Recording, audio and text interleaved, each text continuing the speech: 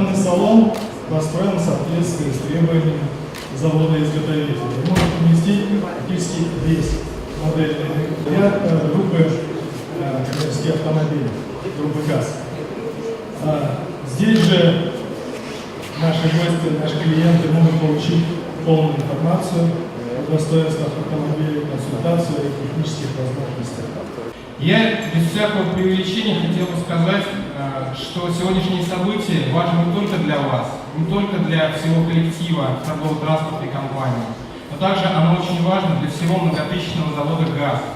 Частичка труда людей, которых представлены здесь, в данных автомобилях, на которых вы нас видите.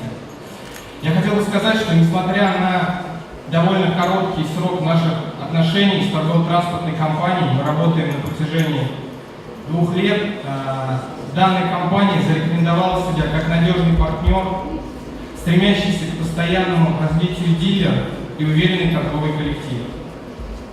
Я бы хотел также отметить, что нам очень важно, что в Республике Коми сегодня открывается 17-й в 2013 году по счету новый дилерский центр автомобилей по продаже коммерческой техники ГАЗ. Также я бы хотел поблагодарить коллектив торгово-транспортной компании и лично Александра Николаевича за тот труд, который был вложен при строительстве этого дилерского центра, и пожелать им удачи и успехов в реализации автомобилей и в продвижении марки ГАЗ на территории Республики Коми.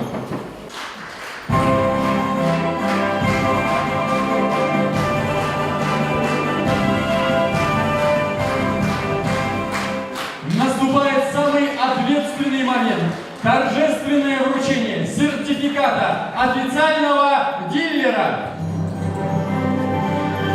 И вновь звучат ваши, дорогие друзья, аплодисменты. Автосалон ГАЗ официального дилера, закрытого акционерного общества торгово-транспортная компания. Просим считать открытым. Мы очень рады видеть вас в нашем салоне и позвольте познакомить вас с новой страничкой автомобильного завода ГАЗ. Это новый автобус, абсолютно новая разработка, автобус малого класса Next. Next действительно меняет все. Это инновации, это передовое техническое оснащение, каркасный кузов. Сейчас количество посадочных мест увеличено до 18, и все они расположены по ходу движения. Не стоит забывать, что автомобили ГАЗ – это коммерческие автомобили. И они должны приносить нам все-таки доход, да? Кроме комфорта, удобства использования, но еще и денежку. Если мы смотрим с точки зрения оснащения, с точки зрения нашего силового агрегата, это уже знакомый всем, испытанный дорогами, временем двигатель Cummins, экономичность, ремонтопригодность,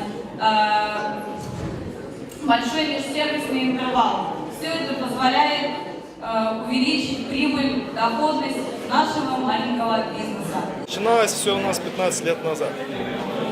То есть вот эту знаменательную дату, 15-летия торгово-транспортной компании, мы решили к этой дате приурочить открытие очередного салона ГАЗ. Автомобили ГАЗ в республике любят.